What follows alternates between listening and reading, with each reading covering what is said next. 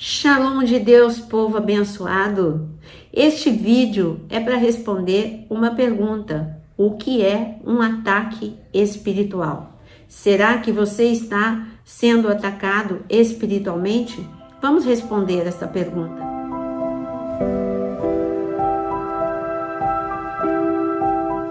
Mas antes de responder essa pergunta, eu quero te convidar a ser um semeador da palavra, compartilhando esse vídeo com pessoas que estão sofrendo, não estão entendendo o que está acontecendo com a vida deles. É uma grande resposta com um pequeno tempo.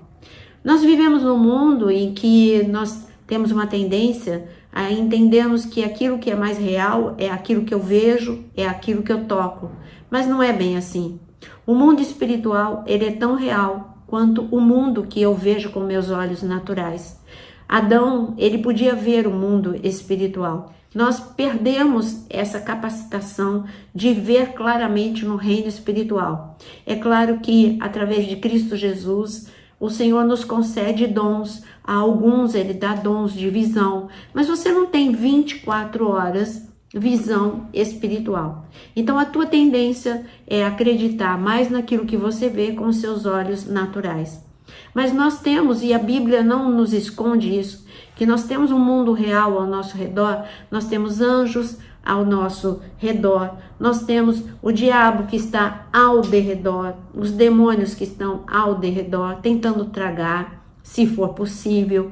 Então o Senhor nos fala que nós temos um mundo real. Quando Eliseu, ele estava sendo cercado, porque Deus revelava todos os planos do inimigo para Eliseu. E o inimigo veio e cercou o monte onde Eliseu ficava com o seu servo, e ali o seu discípulo ficou muito apavorado. E Eliseu falou: Deus, abre os olhos espirituais para que ele veja, porque havia uma razão da tranquilidade de Eliseu. A razão é porque Eliseu, ele viu que os anjos estavam ao redor do monte, e ele viu que era muito maior o número de anjos do que aqueles que vieram contra ele. Por isso que ele diz: maior é o número dos que são por nós do que os que são contra nós.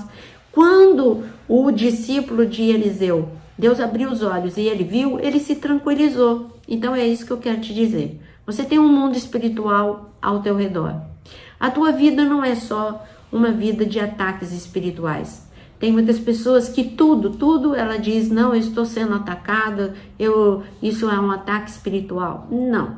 É a vida, nós temos ataques que são consequências de decisões erradas que nós tomamos. Por exemplo, quando Davi, ele teve a ideia, não consultou a Deus, de fazer o censo na nação, Deus ficou muito aborrecido, porque fazer o censo significava de que ele não estava mais confiando em Deus, ele confiava no número de soldados que ele tinha, e Deus se aborreceu, e por isso Davi errou e pecou contra o Senhor, e ele teve que escolher entre três consequências, uma das consequências, e ele viveu uma consequência, que foram os 3 dias de praga.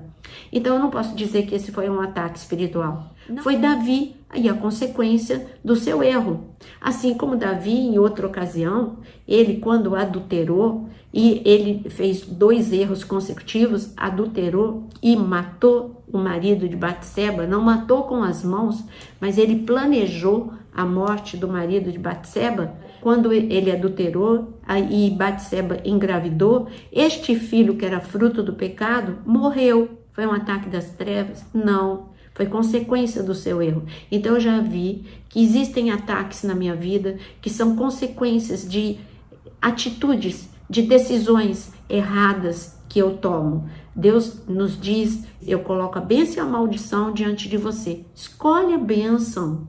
Quando você não escolhe a bênção, você está na maldição. Então vamos lá. Um ataque, eu posso viver ataques que são consequências das minhas atitudes. Eu posso viver ataques que são consequências também da minha vida emocional desordenada, como no caso de Saul. Saul, ele procurava problema. Vamos dar um exemplo de Saul para ficar bem claro. Samuel disse para ele: não sacrifique até eu chegar. Espere que eu chegue. Mas Saul queria, por causa da sua baixa autoestima, ele queria ficar bem diante do povo. Quando o povo começou a dizer, Samuel tá demorando, se Saul tivesse segurança, se ele tivesse buscando em Deus restauração emocional, ele não tomaria a decisão que ele tomou. Ele tomou a decisão de sacrificar antes que Samuel desobedecer. Então ele sacrificou antes que Samuel chegasse. Isso foi uma atitude baseada em emoções desordenadas. Ele era um homem inseguro, com baixa autoestima. Ele tinha necessidade neurótica de agradar aos outros, mesmo que isso significasse quebrar princípios de Deus. Agora, existem ataques que eu vou viver e que esses sim são espirituais. Para eu entender o que é um ataque espiritual, eu preciso saber que existem vários níveis de ataque espiritual. Há ataques espirituais que são opressão. Eu vou dar um exemplo de opressão. A opressão que viveu os discípulos lá no Getsemane. Isso é opressão, porque aquele sono pesado, a ponto deles não conseguirem ficar acordados, isso é um ataque de opressão. Havia uma batalha muito intensa naquele local. Você já viu que tem lugares em que é céu aberto e ali você ora e não sente resistência. Tem outros lugares em que você sente uma opressão sobre aquele lugar e ali você vai ter que orar mais, porque para que a opressão seja quebrada. Os discípulos não conseguiram resistir, eles cederam ao sono. Isso era uma opressão. Eu vejo de novo na vida de Saul. Agora é um ataque espiritual. Porque Saul, o Espírito de Deus se afastou de Saul, porque Saul foi quebrando princípios e não se arrependia. O Espírito de Deus se afastou, veio um espírito de opressão sobre ele. E ele tinha aquelas opressões umas crises de violência que era a opressão. Ele tinha umas crises em que ele achava que ele ia enlouquecer e ele só encontrava alívio quando Davi tocava. Não era outro músico, tinha que ser um músico ungido, porque era opressão. E está escrito que quando Davi tocava, ele era aliviado, porque ali os demônios que oprimiam a vida de Saul, eles tinham que se afastar diante da verdadeira adoração. Então nós temos um ataque que se chama opressão. Opressão é um teto fechado e ela vai atuar nas suas emoções, na sua mente. Esse é um nível de opressão. Às vezes você vai ter também pesadelos, aqueles pesadelos que você não consegue acordar e você não consegue nem falar, você não consegue falar, o sangue de Jesus tem poder. Isso é opressão, isso é um ataque espiritual. Se você vive um ataque espiritual desse, você ora antes de dormir, fala: Senhor, a minha mente, o meu consciente, o meu inconsciente, eu coloco diante de ti, guarda-me enquanto eu durmo, enche esse quarto com a tua presença. Isso é um caso de orar. Também você deve orar por seus filhos pequenos, porque eles podem estar enfrentando uma opressão quando eles acordam muito, muito assustados, e se não foi porque assistiram coisas que assustasse, então pode orar. Ore o Salmo 91, ore com seu filho, unja, e você vai ver essa opressão vai ceder, vai ser dissipada em nome de Jesus. Mas existe também um ataque espiritual que é pressão. O inimigo, a pressão é por um cerco. Parece que tudo na tua vida está sendo atingido ao mesmo tempo. A família, as finanças, a saúde. Foi assim que Senaqueribe cercou o povo de Israel, a nação. E quando Isaías e o rei Ezequias viram este cerco, essa pressão, a pressão é para você desesperar. A pressão é um ataque espiritual para você desanimar, desesperar, parar de orar e fazer a primeira coisa que vem na tua cabeça. Mas, graças a Deus, dentro da cidade tinha 2 homens que sabiam que diante deste ataque, dessa pressão espiritual, eles sabiam o que fazer, que era Isaías e Ezequias, o rei. E eles se juntaram em oração, e eles oraram e apresentaram a Deus todas as ameaças de Senaqueribe e disseram: Deus, nós estamos sendo cercados, Deus, parece que não tem solução para esse problema. E Deus ouviu a oração dessa dupla maravilhosa e Deus mandou um único anjo que matou muitos inimigos. Um único anjo matou mais de 180 mil inimigos numa única noite. Então, isto é uma opressão, isto é um ataque espiritual. Um ataque espiritual é também quando tenta te demover daquilo que você tem que fazer. Como, por exemplo, o profeta Jonas, ele tinha que ir para Nínive, ele seria o avivalista. É claro que as emoções dele estavam atacadas, ele tinha muita mágoa dos assírios, mas havia também uma resistência. Você acha que o inimigo queria que ele chegasse ali em Nínive? Não queria. Então ele potencializou toda a fraqueza emocional de Jonas, tocou ali em todas as fraquezas emocionais que Jonas nunca colocou diante de Deus para restaurar. E Jonas ficou paralisado. Ele foi parar no meio de uma tempestade, depois dentro do ventre do grande peixe, só depois que ele orou. Jonas, o que ele não fez antes, ele fez dentro da barriga do grande peixe. Quando ele orou, aí tudo mudou. Porque a opressão e a pressão foi dissipada, a resistência, e ataque espiritual é através de resistências, e ela foi quebrada pela oração. Mas eu não posso deixar de falar de ataque espiritual sem falar da vida de um homem chamado Jó. Jó era um homem justo, um homem que orava, e Deus abre a cortina no livro de Jó, no capítulo 1, para a gente ver o que é um ataque espiritual. Eu quero que você entenda que você é o alvo de Deus, alvo do amor, alvo do cuidado de Deus, mas você também é o alvo das trevas. Ele tem você como alvo, ele quer te matar, roubar e destruir, é o que Jesus nos avisou. Então ele tinha como alvo, assim como Deus tinha o alvo dele, era abençoar Jó, o alvo de Satanás era derrotar Jó, e ele queria atacar, um ataque espiritual na vida de Jó.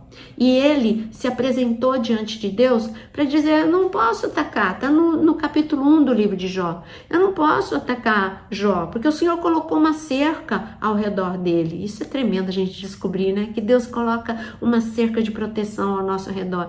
O Senhor colocou uma cerca e eu não posso chegar perto dele e atacar. E o Senhor colocou ainda na vida dele uma unção de prosperidade, onde esse homem toca, tudo é bem sucedido. Por isso que ele te ama, porque tudo na vida dele está bem. Deixa eu atacar para o Senhor ver como ele vai esmorecer, como ele vai negar.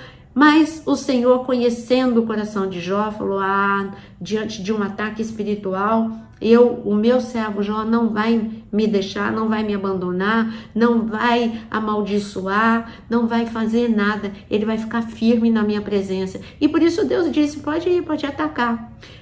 Nós vimos que teve um ataque nas finanças de Jó. Jó perdeu tudo financeiramente. Foi um ataque espiritual. Mas não confunda, tem coisas na tua vida espiritual e na tua vida financeira que, então, a vida financeira de Jó foi atacada. Mas tem ataques na tua vida que não é o diabo, não.